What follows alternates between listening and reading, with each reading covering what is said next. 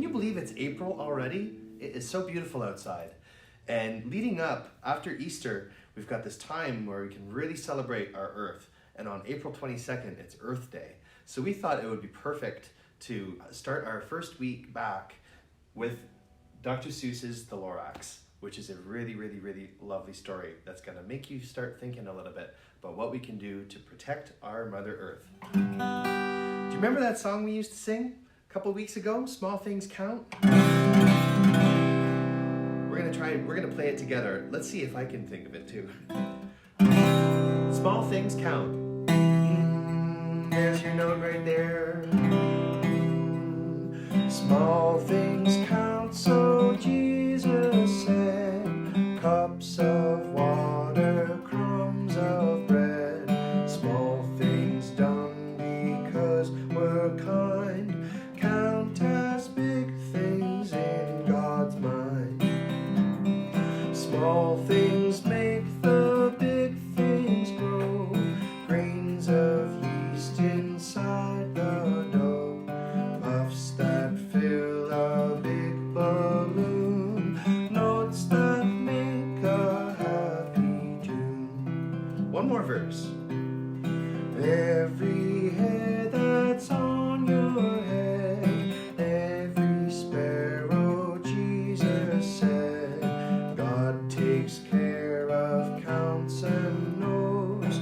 God loves us from top to toes. Excellent singing. Enjoy the spring weather. Of the Lorax. Hello, boys and girls, wherever you are and whatever time of day, either it's morning, afternoon, or evening where you are, and you're watching the Harry United Church Sunday School. You know, the puppets have really, really missed seeing their United Church Sunday School friends. And so they asked, as soon as lockdown was over, can we please be let out of our cupboard house? We have a story to tell the boys and girls. It's not one of their stories. It's the story of the Lorax, which was written many years ago by Dr. Seuss. But the theme of that story could be told today because it's about how we can look after God's world and what happens if we don't do that. So the puppets are just going to get ready now and read to you the Lorax.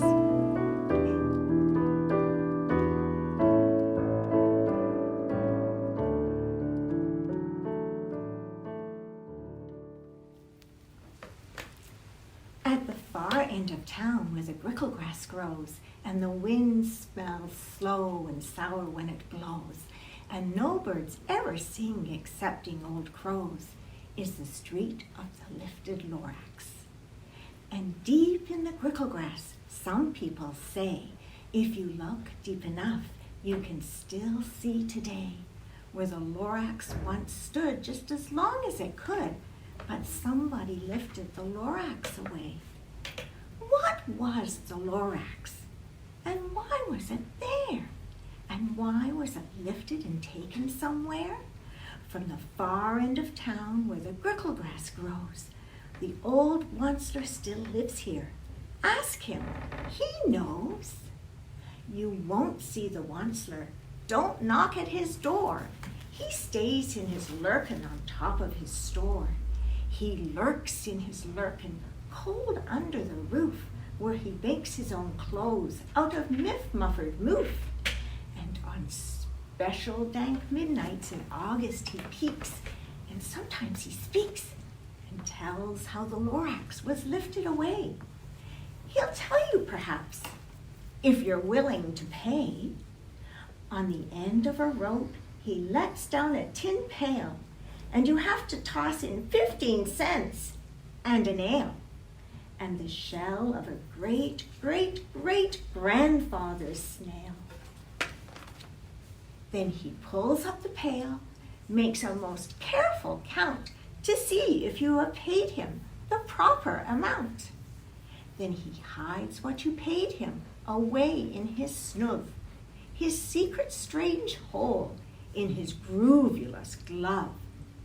Then he grunts. I will call you by whisper-ma-phone. for the secrets I tell are for your ears alone. Down sloops the whispermophone to your ear, and the old Wansler's whispers are not very clear, since they have to come down through a snurgly hose, and he sounds as if he had small bees up his nose. Now I'll tell you, he says, with his teeth sounding gray, how the Lorax got lifted and taken away. It all started way back, such a long, long time back. Way back in the days when the grass was still green, and the pond was still wet, and the clouds were still clean. And the song of the swans rang in the space.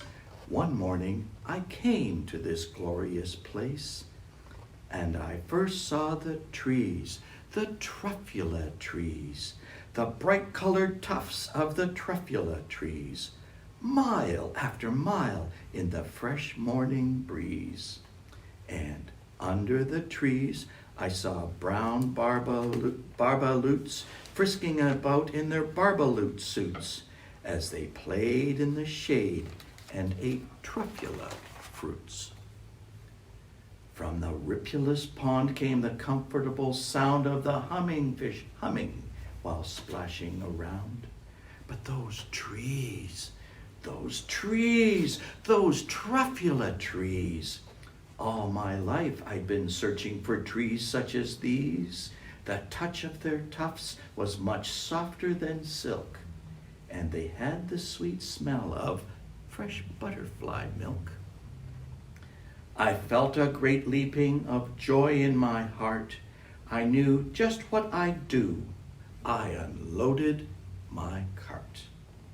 In no time at all, I had built a small shop. Then I chopped down a truffula trees with one chop. And with great skillful skill, and with great speedy speed, I took the soft tuft, and I knitted a thneed. The instant I'd finished, I heard a gazoomp. I looked. I saw something pop out of the stump of the tree I'd chopped down. It was sort of a man. Describe him? That's hard. I don't know if I can. He was shortish and oldish and brownish and mossy, and he spoke with a voice that was sharpish and bossy.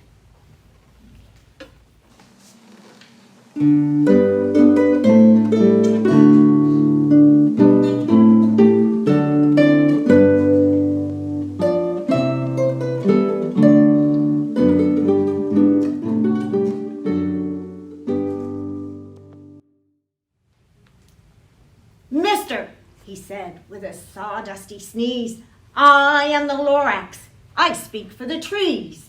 I speak for the trees have no tongues. And I'm asking you, sir, at the top of my lungs. He was very upset, and he shouted and puffed, What's that thing you've made out of my truffulus tuft? Look, Lorax, I said, there's no cause for alarm. I chopped just one tree. I'm doing no harm. I'm being quite useful. This thing is a thneed. A thneed's a fine something that all people need. It's a shirt. It's a sock. It's a glove. It's a hat. It has other uses. Yes, far beyond that. You can use it for carpets, for pillows, for sheets, or curtains, or covers for bicycle seats. The Lorax said, Sir, you are crazy with greed. There is no one on earth who would buy that fool thneed. But that very next moment I proved he was wrong, for just at that minute a chap came along, and he thought that the thneed I had knitted was great. He happily bought it for $3.98. I laughed at the Lorax. You poor stupid guy. You never can tell what some people will buy. I repeat, cried the Lorax, I speak for the trees. I'm busy, I told him. Shut up, if you please. I rushed across the room and in no time at all built a radio phone. I put in a quick call. I called all my brothers and uncles and aunts and I said, listen here, here's a wonderful chance for the whole Onceler family to get mighty rich. Get over here fast, take the road to North Nitch, turn left at Weehawken, sharp right at South Stitch. And in no time at all, in the factory I built, the whole Onceler family was working full tilt. We were all knitting thneeds, just as busy as bees, to the sound of the chopping of truffula trees. Then, oh baby, oh, how my business did grow. Now, chopping one tree at a time was too slow. So I quickly invented my super axe hacker, which whacked off 4 truffula trees at one smacker. We were making thneeds 4 times fast as before, and that Lorax, he didn't show up anymore. On the Lorax. You know that God has created all people and all creatures that live in this beautiful world of ours. The only thing he asks us to do is to take care of his world. So can you think over the next few days how you can keep taking care of God's world? Can you help Mom take out the garbage and put all the recycling in the right boxes? Do you think of other ways that you could help look after God's world? You know, we're going to finish reading the Lorax next week, so the puppets are just going back to their cupboard house to take a little rest. And we'll see you next week.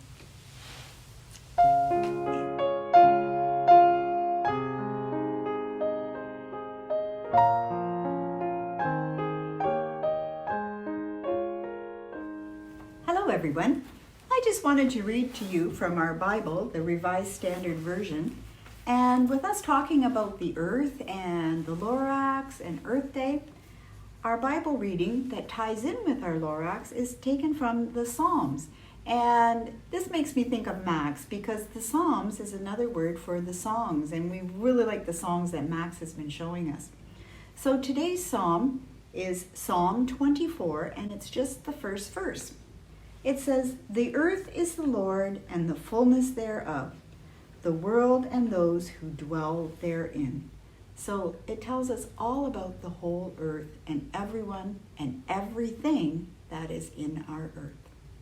And that's what the Lorax is about too.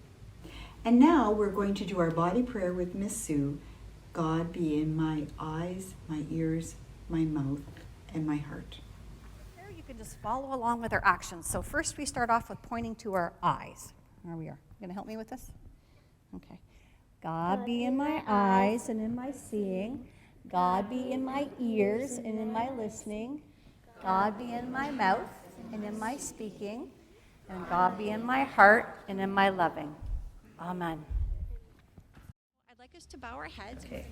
Welcome, everybody. This week's story, you know, is of the Lorax.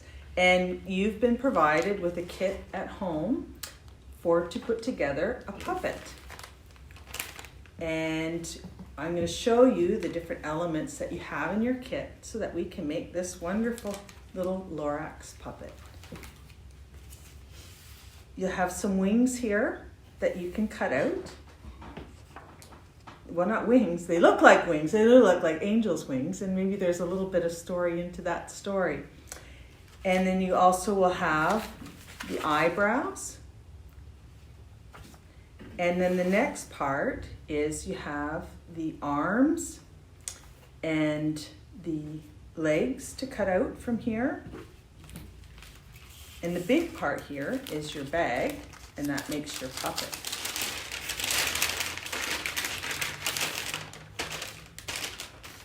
And you also have in here, in your package, you have some eyes and a nose. So I'm going to cut out the nose right now, because that's kind of the fun part, Okay. We can make it as big or as small as we like because there's no lines on our nose.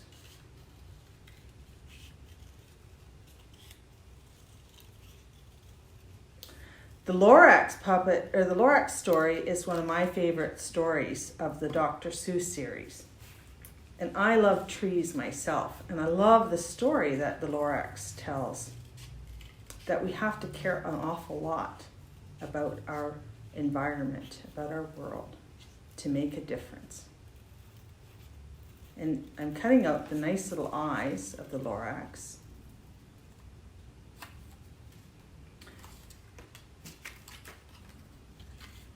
And whoever did those did an awesome job. See how they're designed there?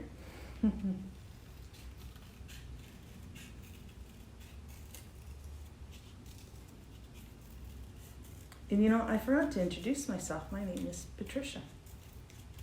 For some of you that don't know who I am. And I'm going to reach over here and I'm going to grab a few of these things. So part of what's important here is that we're going to put down his arms first.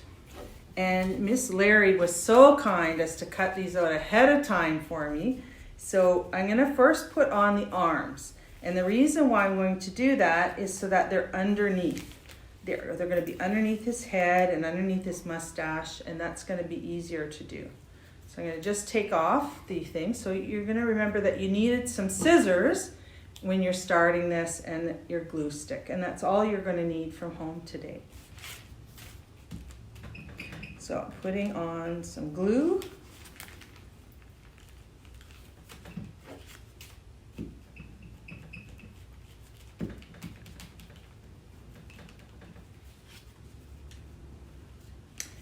And then I'm going to put on his little feet.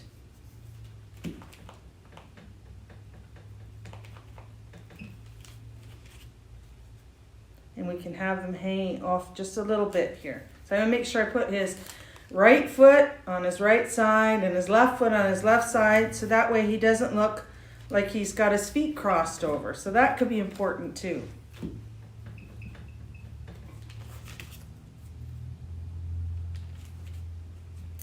And we have nice paper bags today that are made out of trees, and we can recycle them when we're done. So that's nice. It's a nice environmentally friendly craft that we have because it's biodegradable. And our trees from our forests, they're renewable resources. So that's exciting too.